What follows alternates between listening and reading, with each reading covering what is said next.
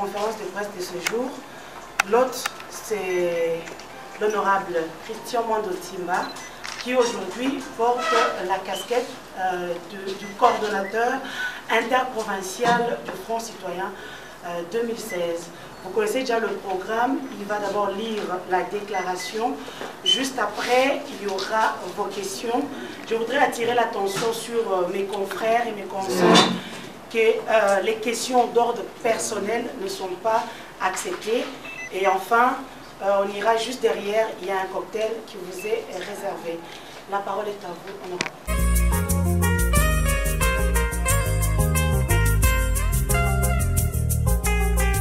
Par sa lettre numéro 22, demander à la CENI de ne pas considérer toutes les candidatures des membres des partis politiques ou des personnalités indépendantes de la majorité présidentielle n'ayant pas reçu l'autorisation de la dite majorité. À la publication de la liste provisoire des candidatures recevables et non recevables, l'opinion a constaté avec étonnement que la CENI a accédé à la requête de la majorité présidentielle en ne retenant pas les candidatures des membres des partis politiques ou des personnalités indépendantes de la majorité présidentielle n'ayant pas reçu l'autorisation de la majorité, et ce, en violation des dispositions légales. Il est surprenant de constater que dans les motivations de sa décision déclarant irrecevables certaines candidatures, la CENI se fonde sur des critères qui ne sont pas prévus ni dans notre Constitution, ni dans la loi électorale. En effet, en se référant au texte de loi qui organise les élections en République démocratique du Congo, dont celles des gouverneurs et des vice-gouverneurs de province, le législateur a précisé les modalités pour tout citoyen congolais d'exercer ses droits civils et politiques. C'est ainsi qu'en son article 5, la Constitution en vigueur en République démocratique du Congo stipule que, sans préjudice des dispositions des articles 72, 102 et 106 de la dite Constitution, sont électeurs et éligibles dans les conditions déterminées par la loi tous les Congolais de deux sexes âgés de 18 ans au moins, révolus et jouissant de leurs droits civiques et politiques. Il découle de l'analyse de cette disposition que tout Congolais n'étant pas dans un cas d'inéligibilité prévu par la loi ne peut être empêché d'accéder à un mandat électif.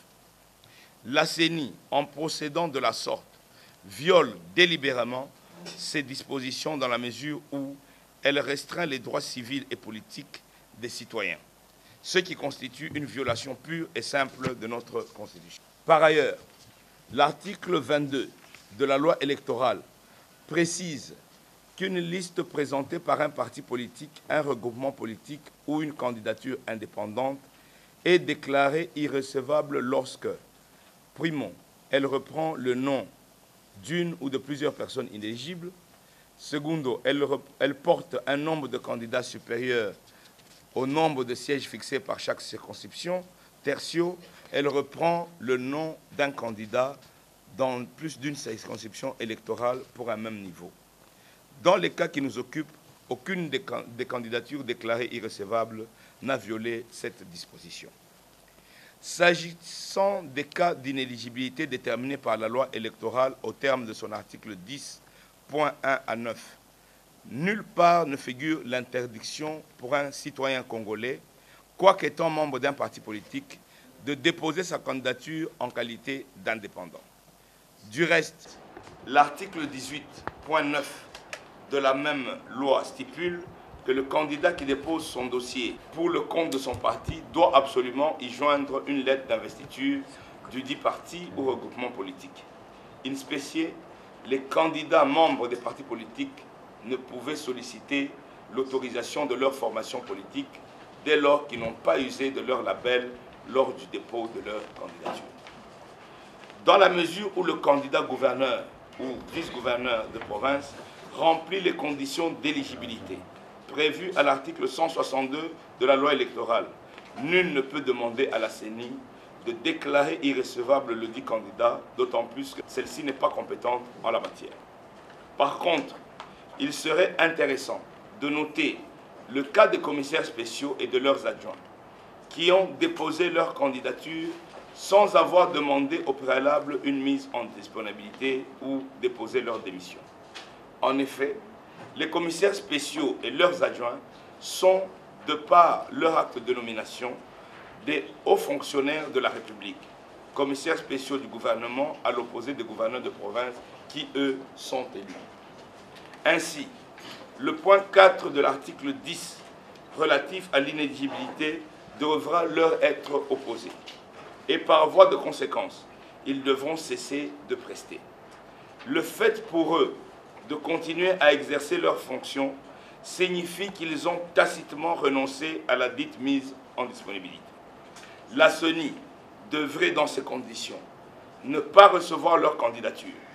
Néanmoins, à la suite de la publication des listes provisoires, on ose croire que ces candidatures seront invalidées par la Cour d'appel compétente du ressort sur réclamation des partis politiques ou des autres candidats. Il apparaît clairement, à la suite de l'analyse des dispositions légales sus-indiquées, que la CENI a outrepassé ses compétences.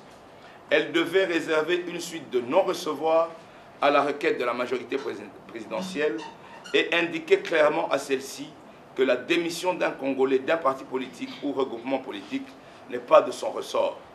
Un tel contentieux, à défaut de trouver un dénouement au sein du parti ou du regroupement politique, peut être soumis devant la juridiction compétente et non pas devant la CENI.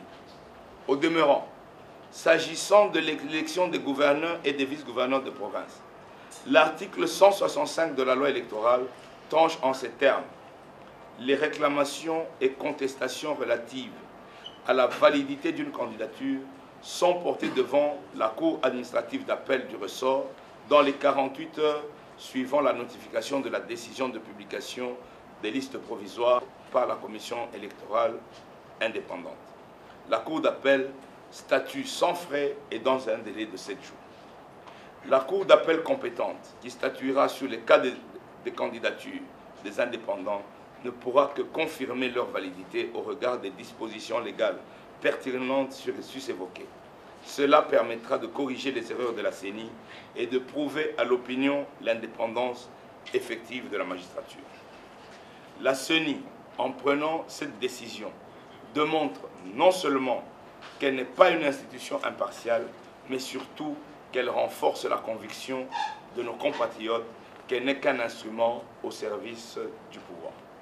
Voilà pourquoi il est demandé aux juges qui connaîtront ce litige au niveau des cours d'appel de dire le droit en toute impartialité et au besoin de se référer au cas de jurisprudence en la matière.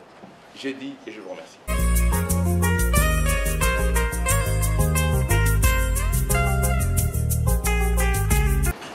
Pour sur cette procédée. Vous avez parlé tout à l'heure de la jurisprudence à laquelle devaient se référer les juges. Moi, j'ai en tête une jurisprudence, mais j'aimerais que vous m'en fournissiez d'autres. C'est la jurisprudence Badou, élu indépendant au Bas-Congo comme gouverneur, mais il est bel et bien membre, il était bel et bien membre, il est encore membre du PPRD. Voilà la jurisprudence qui me revient en tête sur cette question. Je ne sais pas si vous avez d'autres jurisprudences, ça pourra éclairer notre avis. Merci. Oui, j'aimerais savoir si vous avez vraiment la ferme conviction en allant devant la cour d'appel de Lubumbashi que vous allez obtenir gain de cause, puisque nous savons comment fonctionne la justice congolaise. Est-ce que vous avez assez d'argent pour gaspiller devant la cour d'appel de Lubumbashi au lieu plutôt de laisser faire les choses, vous concentrer sur l'élection des gouverneurs? Je crois que nous n'avons pratiquement pas le choix. Parce que, selon les lois de notre République, c'est le seul recours qui nous est laissé. Et aucun ne peut préjuger et ne pas exercer le droit de recours qui nous est laissé. Il est évidemment tout à fait important de relever ici que nous sommes arrivés à un stade incroyable dans notre pays. Vous savez que le jour du dépôt des recours dans les différentes cours d'appel, eh bien, on a changé tous les présidents des cours d'appel. Donc, les présidents qui viennent, certainement ont reçu des mots d'ordre pour appliquer la loi à leur manière. Il s'agit des actes qui sont inqualifiables. C'est un acte inqualifiable. En plein match, on change l'arbitre. C'est pas possible. Et le jour du dépôt du recours, je crois que nos amis ont dépassé le cap de la honte. Et c'est comme ça qu'ils ont obligé la CENI à s'humilier. Parce que la CENI s'est humiliée par l'acte que la CENI a posé. Donc, je ne crois pas, là n'est pas la question. J'exerce mes devoirs de citoyen. En tant que citoyen, la loi me dit que je dois déposer un recours. Enfin, les collègues qui ont été invalidés, parce que moi, personnellement, je n'ai pas été invalidé. Donc, je parle en tant que coordonnateur du Front citoyen pour l'ensemble du jeu démocratique. Parce que ce n'est pas une question personnelle. En ce qui concerne la jurisprudence, je pense que le collègue a si bien, la radio RTVS, l'a si bien posé la question, répondu en disant que nous avons le cas de Mbadou, nous avons également le cas de Bamanissa, qui étaient des candidats indépendants, bien que étant de la majorité présidentielle et qui, en son temps, n'ont pas été invalidés. La question ici doit être bien clarifiée. Si moi, en tant que citoyen congolais, je décide de ne pas demander l'investiture de mon parti politique ou de mon regroupement politique, mais je me présente en indépendant, ça fait partie des droits fondamentaux de chaque citoyen congolais qui a plus de 18 ans. Si mon parti refuse, dit que non, non, monsieur, toi, soit on ne croit pas en toi, soit on a aligné quelqu'un d'autre, soit ceci, soit cela. Ben, je peux dire à mon parti, écoutez, alors dans ce cas, je vais en indépendant. C'est mon droit. Et une autre question qui doit être soulevée ici, et qui est une question qui doit inquiéter tout le monde. Mais où est-ce que la majorité présidentielle a puisé la lettre ou la liste des candidats alors que la liste provisoire n'était pas encore sortie? La liste provisoire n'était pas encore sortie. C'est-à-dire, mais où est-ce qu'eux sont allés puiser les noms de tous les gens? C'est-à-dire que la CENI est devenue une commission de la majorité présidentielle. Et se transforme maintenant en commission de discipline de la majorité présidentielle.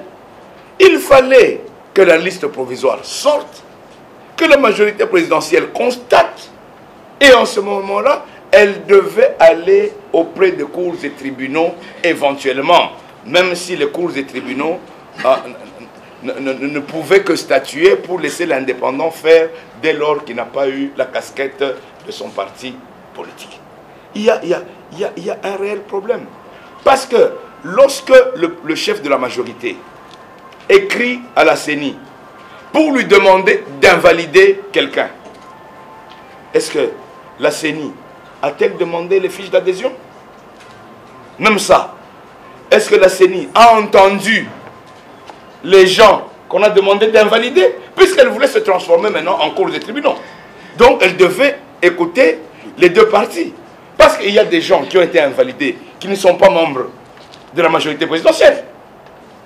Il y a d'autres personnes qui sont du paro, mais qu'on a invalidés. Mais donc, c'est un imbroglio total. Et en faisant cela, la CENI s'est ridiculisée.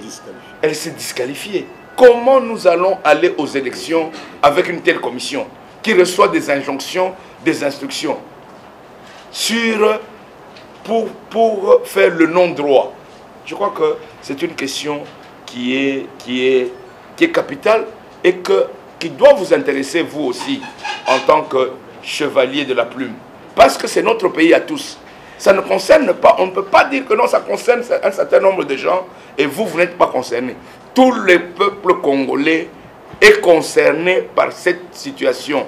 il s'agit d'une violation des libertés individuelles. Il s'agit de la restriction du libre choix des populations. Ces gens-là, on devait les laisser aller devant la population, devant les députés, et que le meilleur gagne. C'est ça la loi de la démocratie. Mais pas par tricherie, commencer déjà à restreindre la liste ou le choix des électeurs. Monsieur Cyril de Radio Top Congo a reposé la même question. Qu'est-ce que nous avons comme choix? Moi, je dis toujours aux amis, pourquoi nous menons le combat? Parce que, à la fin de tout, nous n'avons pas un autre pays. Nous n'avons que celui-ci. Donc, moi, aujourd'hui, les collègues qui... Mais nous n'avons que le choix. Nous n'avons pas une autre justice. Nous n'avons pas d'autres cours et tribunaux. Nous n'avons que les cours des tribunaux qui existent maintenant. Et c'est une occasion pour nous d'interpeller les magistrats qui sont, comme moi, fils de ce pays. Il y a des moments où un fils d'un pays doit se révéler et prendre ses responsabilités. Les juges, les cours et tribunaux, aujourd'hui, doivent essayer d'être indépendants et de rendre justice. Tout ce qu'on peut faire, c'est leur faire confiance. Parce que nous n'avons pas une autre justice vis-à-vis de laquelle nous pouvons aller nous plaindre. Élisée Audien, Cocoeb. En 2011, on a vu des gens intégrer le Parlement parce qu'ils nous refusaient carrément de faire la politique de la chaise vide. Là, vous nous parlez de l'imbroglio qui entoure tout ce processus électoral. Est-ce qu'il fallait, d'aucuns pensent qu'il faudrait peut-être boycotter et laisser les choses se faire au lieu? Vous ne pensez pas donner un cutus à tout ce qui est en train de se faire maintenant et que vous êtes en train de dénoncer en participant à ces scrutins? Honorable, si la Cour d'appel s'avère incapable d'apporter une solution à votre requête, avez-vous d'autres voies pour faire entendre vos aspirations, sauf que vous avez également des méfiances à l'égard de la CENI? Aujourd'hui, la CENI est décriée de par sagissement, ce qu'elle fait en termes de décision. Est-ce qu'il faudrait penser à une restructuration?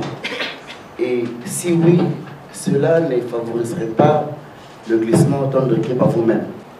Honorable, c'est vrai qu'on décrit ce processus électoral, notamment l'élection du gouverneur. Vous êtes candidat pour l'État d'Anica. S'il ne faut pas que je vous apprenne ou de l'information, on nous apprend que déjà au niveau de la majorité présidentielle, il est adjoint à tous les députés provinciaux de la majorité présidentielle que le jour du vote, notamment le 26 mars prochain, dans l'isoloir, que chaque député puisse amener avec son téléphone, smartphone ou Android pour photographier son bulletin de vote. C'est une façon pour la majorité de contrôler en fait l'élection, notamment les membres de la majorité. À votre niveau, vous êtes coordonnateur interprovincial de France Citoyen 2016, de l'opposition bien évidemment. Quelle stratégie mettez-vous en place par rapport à ces systèmes mis en place déjà par la majorité présidentielle qui réfléchit déjà à une victoire? J'ai juste une petite préoccupation. Qu'est-ce que vous allez faire quand votre requête n'est pas accueillie et qu'elle soit rejetée? Madame est préoccupée par le fait qu'en participant à ce scrutin, est-ce qu'on ne fait pas le jeu de ceux qui l'organisent? Je pense qu'en tant que démocrate, refuser de participer à des élections qui sont constitutionnelles, c'est une faute. Aujourd'hui, si nous venons devant vous, c'est pour justement dénoncer le fait qu'on veut piper les dés. Parce que si nous ne nous étions pas présentés à ces élections, nous n'aurons pas poussé la CENI à se dévoiler. C'est parce que nous avions été candidats à ces élections qui sont l'acte 1 de la grande bataille que nous attendons en décembre, en novembre, pour tester un peu, même la CENI. Nous allons tester les cours d'appel. Nous allons tester nos institutions pour voir si ces institutions valent la peine qu'on leur fasse confiance. Donc, nous aurions perdu une belle occasion de découvrir le niveau de magouille au niveau de la CENI en ne nous présentant pas. Et les gens, parce qu'aujourd'hui, qu'est-ce qui se passe? Nous en avons parlé ici et je profite de la question pour en reparler. Aujourd'hui, l'objectif du pouvoir en place, c'était tout simplement de légitimer dans la plupart des provinces les commissaires spéciaux. Parce qu'ils savent qu'avec les collègues, le 15, nous avons la rentrée parlementaire et ça va chauffer. Donc, pour que ça ne chauffe pas, la question ayant été donnée clairement, y compris par le fameux arrêt de la Cour constitutionnelle, que dans les plus brefs délais, il fallait organiser ces élections au niveau des gouverneurs, et qu'en son temps, le gouvernement des savants avait dit qu'il n'avait pas trouvé 2 millions de dollars pour organiser ces élections, vu que maintenant, il était clair qu'on avait donné les premiers 22 millions de dollars, il n'y avait plus de justification pour que ces élections ne soient pas organisées. Donc, il fallait légitimer ces commissaires spéciaux. Or, légitimant ces commissaires spéciaux, on l'avait dit déjà bien avant, les commissaires spéciaux ont été mis en place pour mettre sous coupe l'ensemble du territoire national. Vous l'avez si bien dit ici, on l'a répété, que la démocratie n'existe plus à l'intérieur des provinces. Ces commissaires spéciaux ont été envoyés pour refuser toute manifestation, pour refuser toute liberté d'expression, pour fermer les chaînes de radio, fermer les chaînes de télévision. Et dans ce contexte, il fallait les légitimer pour qu'on évolue dans une absence totale de démocratie jusqu'au moment des échéances électorales. Et donc, il était de notre devoir de lancer le ballon d'essai et de constater qu'effectivement, le mécanisme est en place pour détruire la démocratie. C'est pour ça que nous sommes candidats et nous sommes décidés, en tout cas en ce qui me concerne, je suis décidé à battre à plate couture les gens qui seront mes adversaires. Ça, c'est clair. Donc, ça, vous pouvez compter sur nous. Nous allons travailler dessus. Nous sommes en train de nous battre. C'est pour ça que nous dénonçons. On dit, hein, quand vous voyez un sorcier, il faut crier.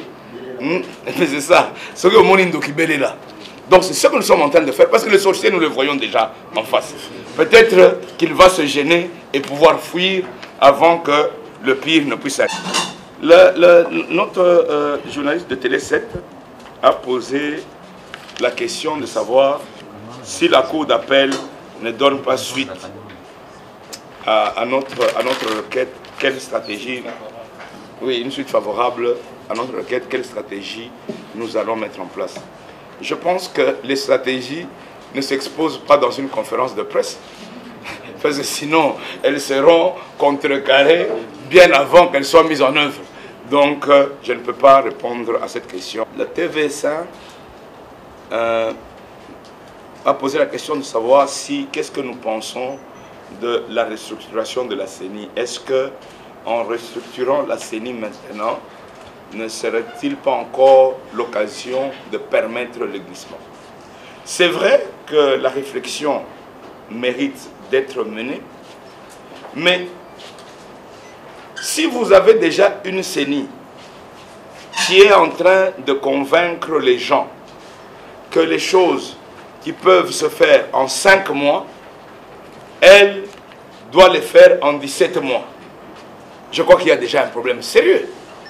La CENI, au lieu de s'occuper de problèmes techniques des élections, est en train de faire la tournée du Congo pour inviter les politiciens au dialogue. Je crois que cette CENI-là n'est pas à sa place. La CENI, commission de discipline de la majorité présidentielle, est en train d'outrepasser ses droits et ses obligations en train d'invalider les membres d'un camp ou d'un autre sans aucune raison légale. Moi, je crois que cette CENI n'a pas sa place. Et ça va nous prendre combien de temps de mettre une autre CENI en place? Une semaine. Une semaine? 2 ans. 3 jours. Mais non, si les gens sont de bonne foi. Parce qu'au jour d'aujourd'hui, et j'en appelle, moi je suis dégoûté par le comportement de certains compatriotes. Mais à la CENI aujourd'hui, nous avons des gens de l'UDPS, nous avons des gens de l'UNC. Mais face à une telle situation, ces gens auraient dû démissionner. Ils auraient dû, le rapporteur, toute honte bu, membre de l'opposition, lit un tel document. Mais vraiment, l'homme congolais, nous sommes tombés à quel niveau où nous n'avons même plus d'honneur, nous n'avons même plus de respect pour nous-mêmes. Parce qu'une affaire comme ça, un scandale pareil, ne peut pas être lu quand même par un membre de l'opposition. Ils sont indépendants. Ils sont indépendants lorsqu'ils plaisent au pouvoir. Lorsqu'ils ne plaisent pas au pouvoir, ils ne sont pas indépendants. Parce que vous avez suivi que les membres qui étaient du MSR et autres ont été contraints à la démission. N'est-ce pas? En ce moment-là, ils n'étaient plus indépendants. Donc, ça, c'est un faux argument. Alors, je crois qu'il faut quand même qu'on ait un peu de dignité. C'est important pour notre pays. Lorsque le moment est venu, nous sommes les fils de ce pays, nous avons une responsabilité devant notre patrie.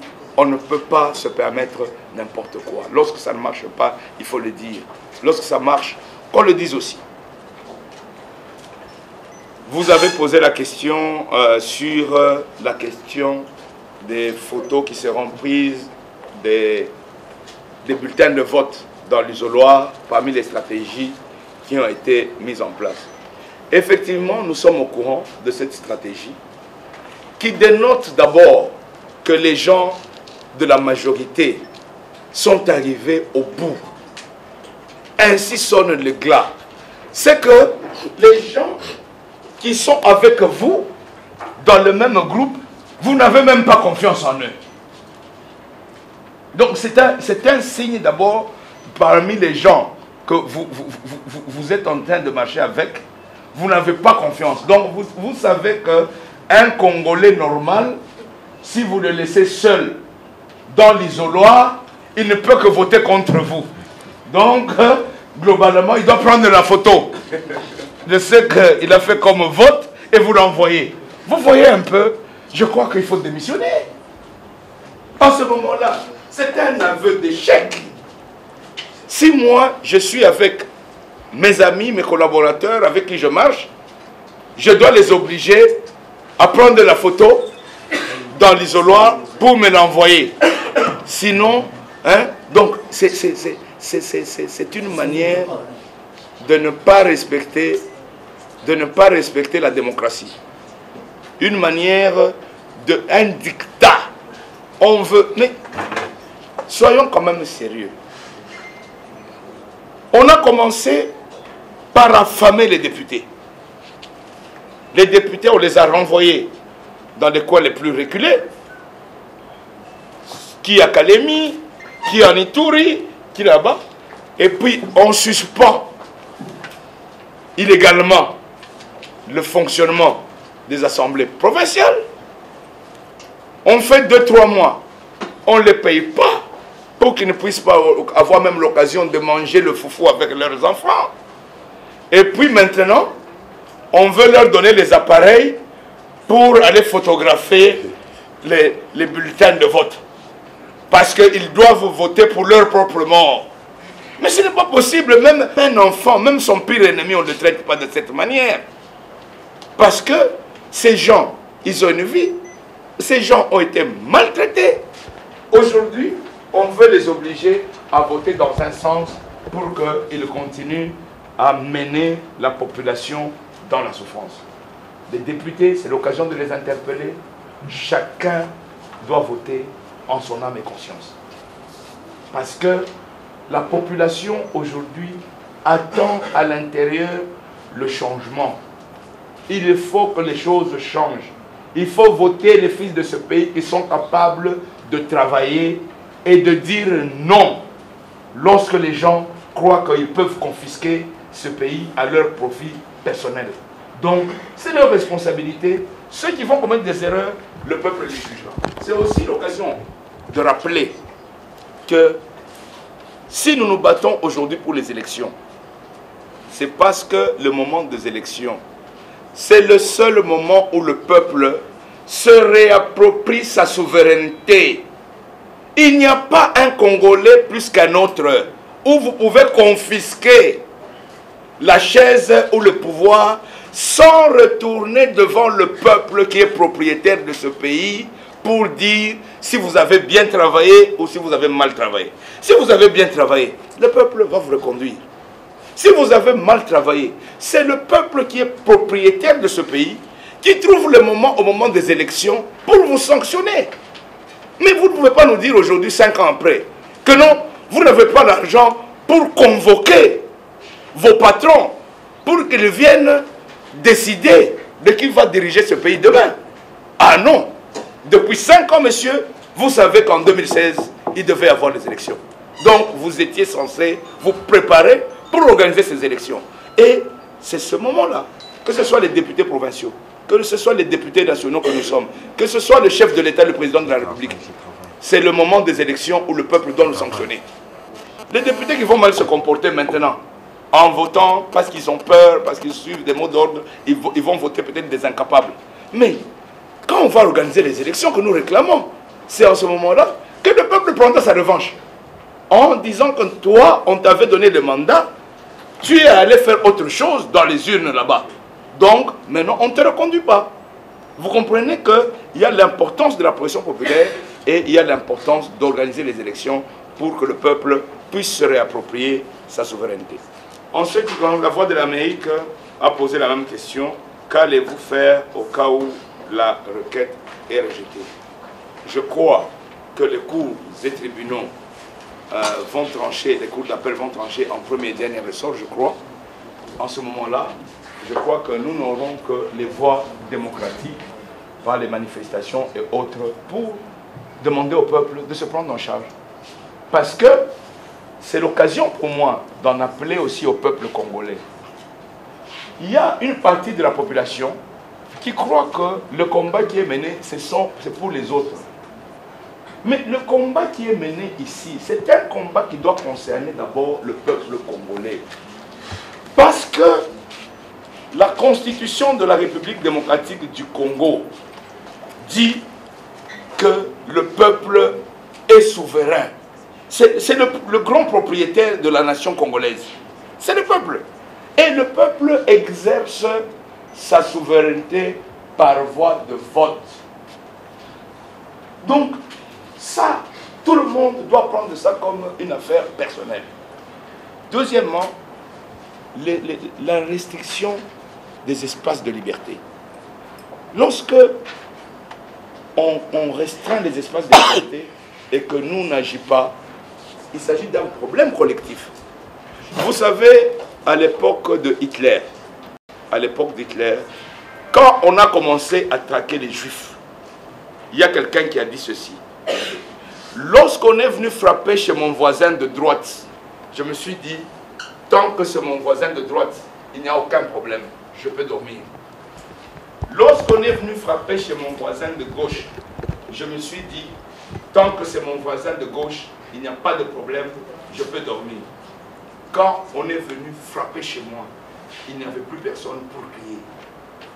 Donc, quand on ferme petit à petit les espaces de liberté et que vous restez dormir chez vous, rappelez-vous de cet adage qu'un jour, ça va entrer dans votre parcelle, où on viendra enlever votre fils ou votre maman et il n'y aura plus personne pour marcher ou pour crier.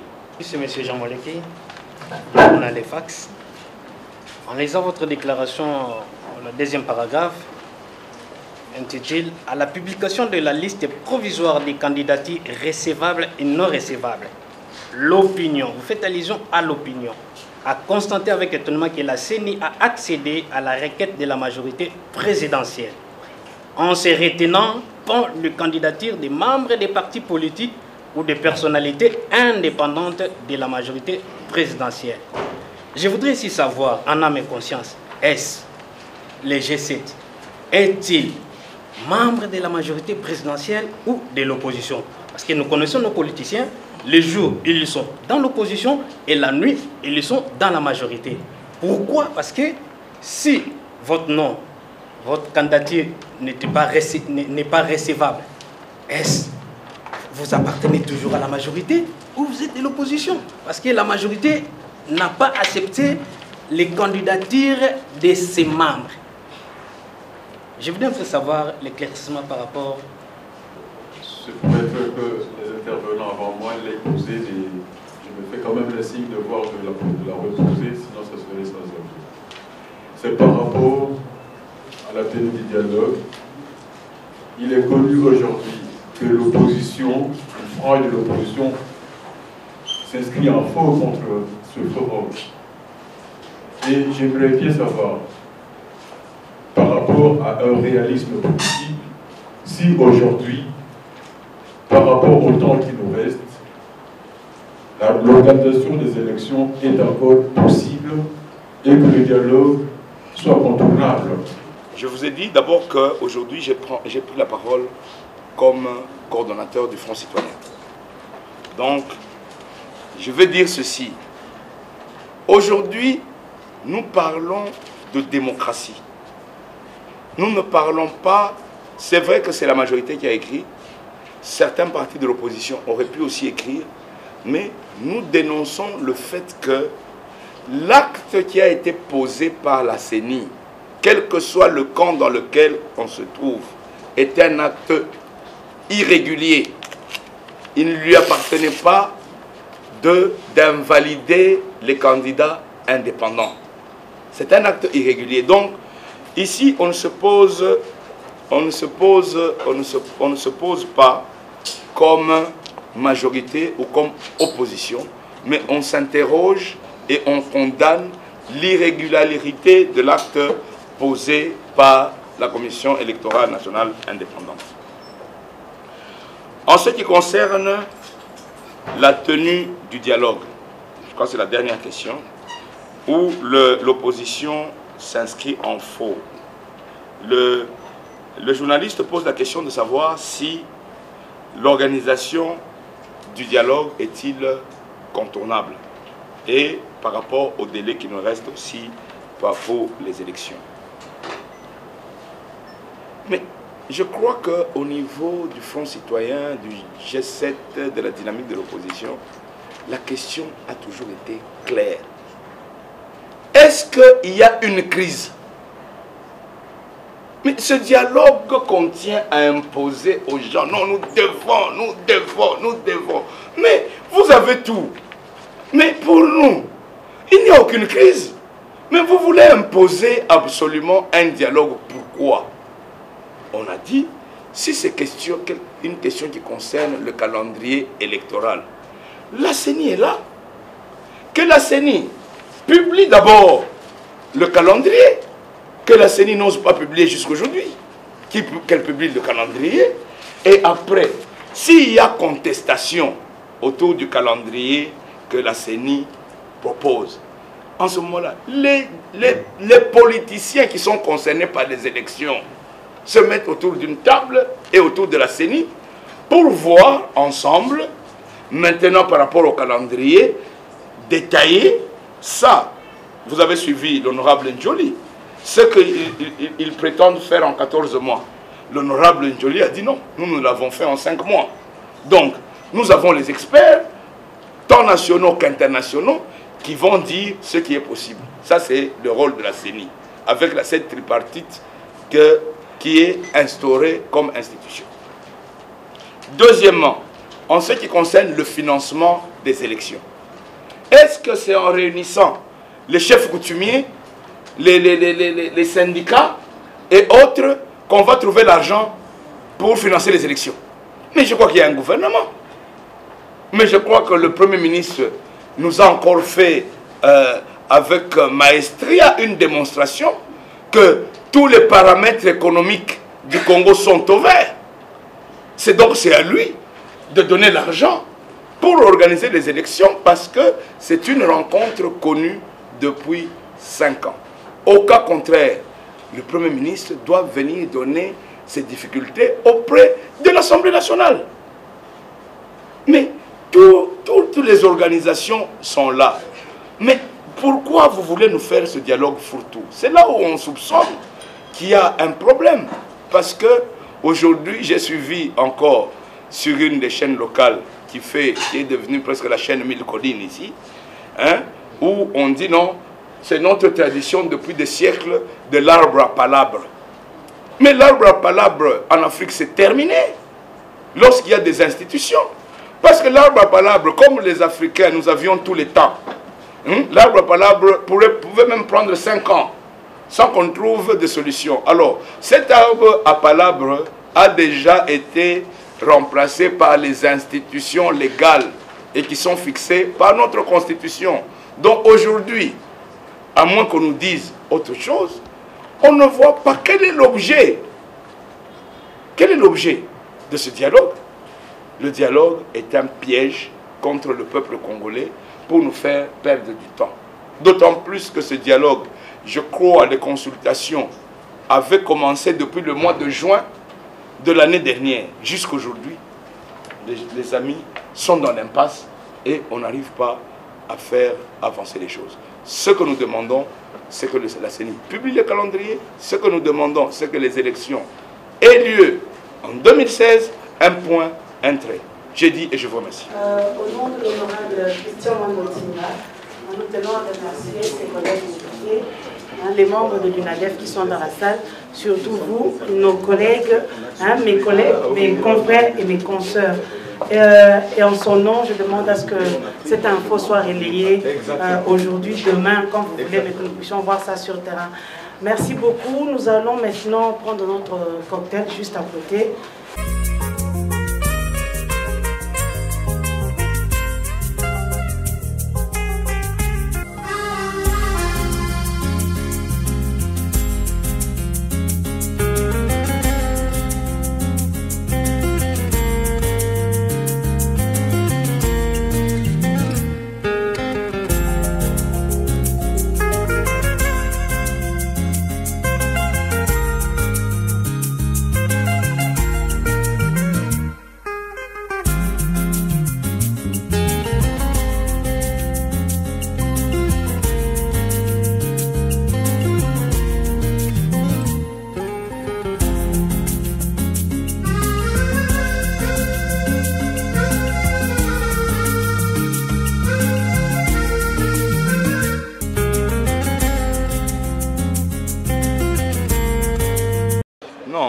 Que tango ministre Boshaba ayaki devant Parlement, ayebisaka biso que Batouana bazali ba haut fonctionnaire du gouvernement.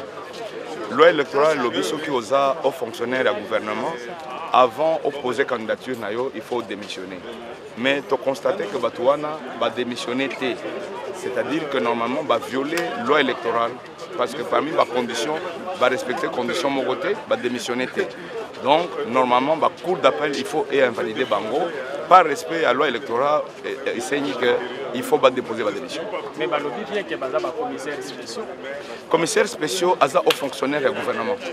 Donc, en tant que haut fonctionnaire, il y a gouvernement, fonctionnaire du gouvernement, et Sengi a démissionné avant de poser candidature.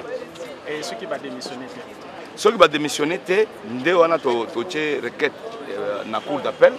Pour requête na bango, ce que mon lettre na commis pour na concurrent nangai, il faut cour d'appel et invalider. Naza ko banga été, mais na lobby va respecter loi dans la dimension nyonso. Naza ko banga été atamukete.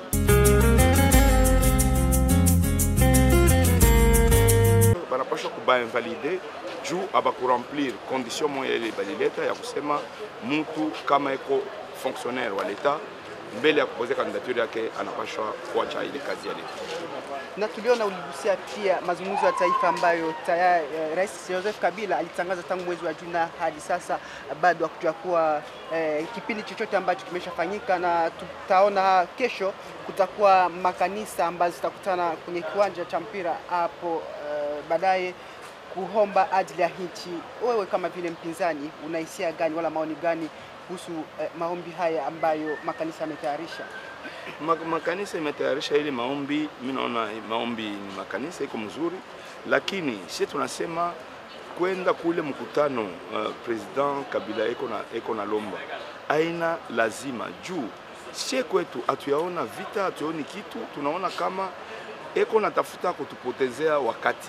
Hapa sasa ni tunalomba seni atoshe kalendari juu ya maelection ikuweko avant tufike mois ya Desembre ya hii mwaka. Non, kanisa ijiokipe ya mambo yake ya maombi, na sisi tunajiokipe na kazi yetu ya politiki.